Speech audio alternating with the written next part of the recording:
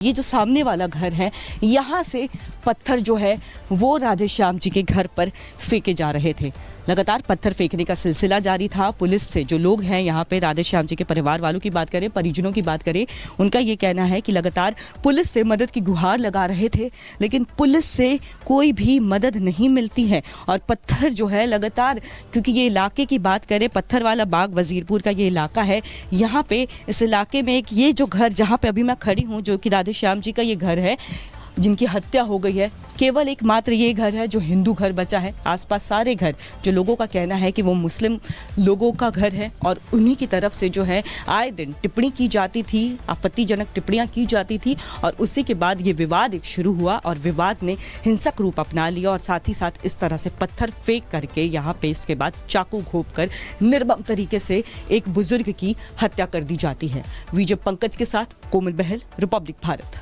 तो मृतक राधे श्याम जी का ये घर है, संकरी गलियां हैं और इसी गली में देखिए सामने, अभी हमने आपको ऊपर की तस्वीरें दिखाई थी, लेकिन अब हम सामने आपको दिखाएंगे राधे श्याम जी, जो कि जिनकी हत्या हो गई है। उस समय जब पत्थरबाजी हो रही थी तो वो इसी कमरे में मौजूद थे। ये वही कमरा है जहाँ पे राधे श्याम जी मौजूद थे और परिवार के सदस्य ऊपर वाले कमरे में थे, जहाँ से अभी हमने आपको पत्थरों की तस्वीरें दिखाई थी।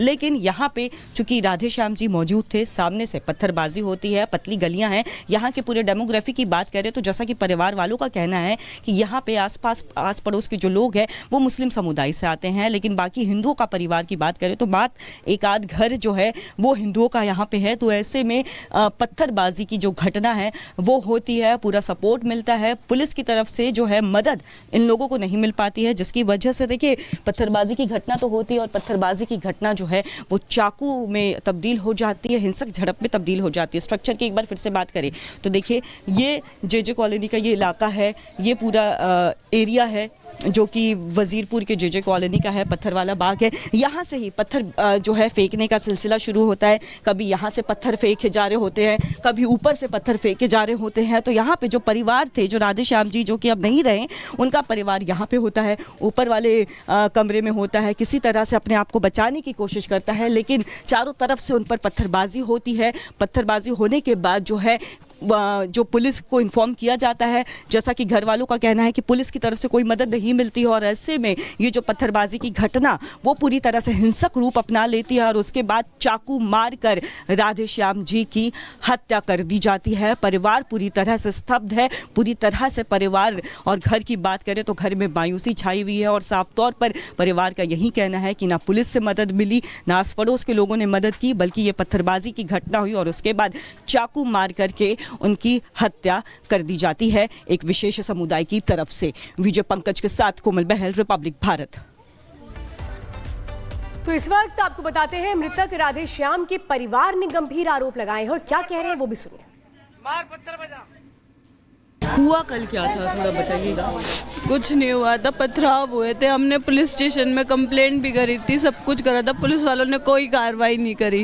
घर तक भी नहीं आए हैं कि उन लड़कों को डांट दे कि तुम लोग ये पथराव क्यों कर रहे हो। इतने छोटे छोटे बच्चे, हमारे 3-5 बच्चे थे घर में, सब डर गए पत्थरों की वजह से। तो पथराव क्यों हुआ और किसने शुरू किया, कितने लोग थे? शुरू इन लड़कों ने ही करा था, मुन्नी के लड़कों ने।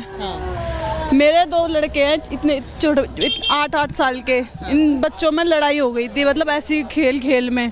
तो उसने, एक लड़के ने मेरे लड़के के पत्थर मार दिए यहाँ कमर पे, उसके चोट लग गई। हम लोग आए यहाँ पे बोलने के लिए कि तुम अपने लड़के को समझा नहीं सकते हो कि तुमने इतना क्या नाम है पत्थर मारना चाहिए, अभी आज पत्थर मार रहा है, कल को ईंट मार दे, सर फोड़ दे, कुछ कर दे।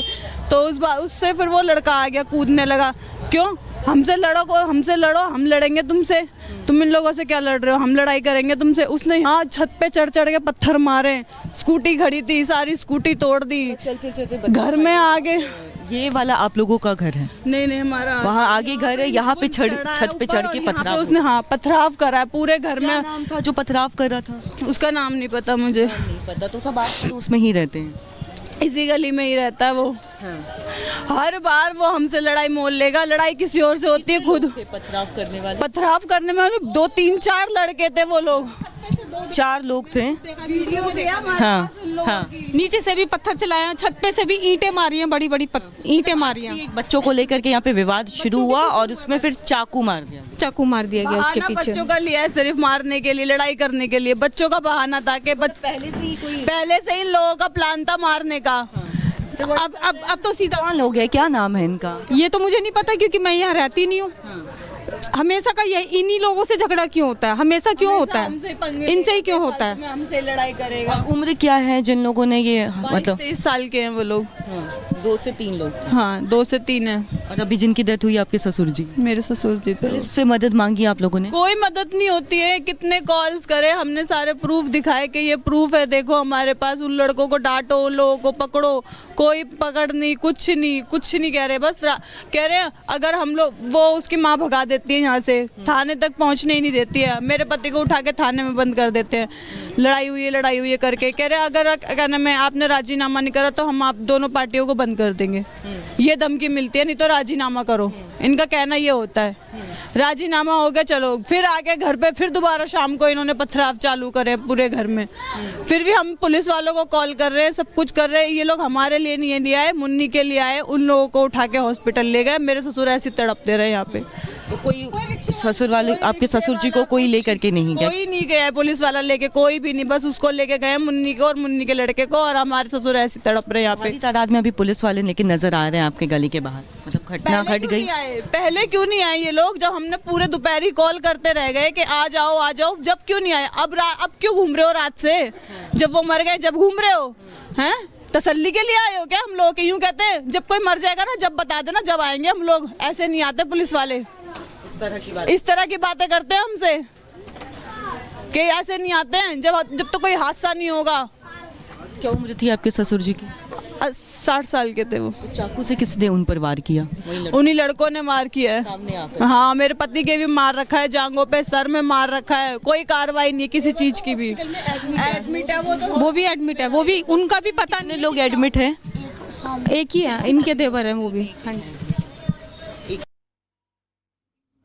कोमल, आपकी ग्राउंड रिपोर्ट हमने देखी, परिवार क्या कुछ कह रहा है वो भी हमने सुना, लेकिन ये साफ तौर पे दिखा रहा था कि ये विवाद कैसे, इसमें एक मौका ढूंढा जा रहा था कि वो मौका आए और उसके बाद पत्थरबाजी कर दी जाए, चाकू से हमला कर दिया जाए। लेकिन ये हिम्मत कहां से आई? बिल्कुल, देखिए अगर परिवार की बात करें, परिवार से हम जब बात कर रहे थे राधेश्याम जी के, तो काफ़ी ज़्यादा जो है वो निराश नज़र आ रहे थे, हताश नज़र आ रहे थे। उनका कहना है कि ये कोई पहली दफ़ा नहीं है, बल्कि पुरानी एक जो है रंजिश थी। आए दिन जब भी वो घर से अपने निकलते थे, बाहर निकलते थे, उस दौरान भी आपत्तिजनक टिप्पणी जो है वो की जाती थी। और ये इलाका जो है, ये यही इलाका है, ठीक इसके बगल में देखिए उन लोगों का घर है, जहाँ पर अगर डेमोग्राफी की बात करें तो देखिए हिंदू घर बता रहे थे कि 2 से 3 हिंदू घर है, लेकिन बाकी जो है एक विशेष समुदाय के लोग वहां पे रहते हैं। ऐसे में जब पत्थरबाजी हो रही होती है तो कोई बचाने नहीं आता है, पुलिस से मदद की गुहार लगा रहे होते हैं, कोई मदद नहीं मिल पाती। और देखिए एक मामूली विवाद जो होता है, बच्चों में खेल को लेकर के एक विवाद शुरू हुआ था और किस तरह से देखिए हिंसक रूप ले लेता है। रिपब्लिक भारत पर सबसे एक्सक्लूसिव तस्वीरें, वो वीडियो भी हमने दिखाई कि किस तरह से जो आरोपी है, इरशाद है, आरोपी जलाल है, वो पत्थर फेंक रहे हैं, पत्थरबाजी कर रहे हैं। जब आरोपी की मां यानी मुन्नी से जब हमने बातचीत की, उन्होंने साफ तौर पर इन आरोपों को देखिए बेबुनियाद बताया, लेकिन वो वीडियो, वो तस्वीरें साफ तौर पर हर एक उस कहानी को बयां कर रही है जो कल जो है यहाँ जेजी कॉलोनी में देखने को मिला था। काफी ज्यादा गुस्सा परिवार में भी है और कहना है कि ये पहली बार ऐसा नहीं हुआ है। माहौल तनावपूर्ण ना हो, पुलिस बिल्कुल कोमल, आप लगातार नजर बनाए रखिए, हम आपसे अपडेट लेते रहेंगे इस पूरे मामले को लेकर। और इसी के साथ में आप तस्वीरें भी यहाँ पर देख रहे हैं।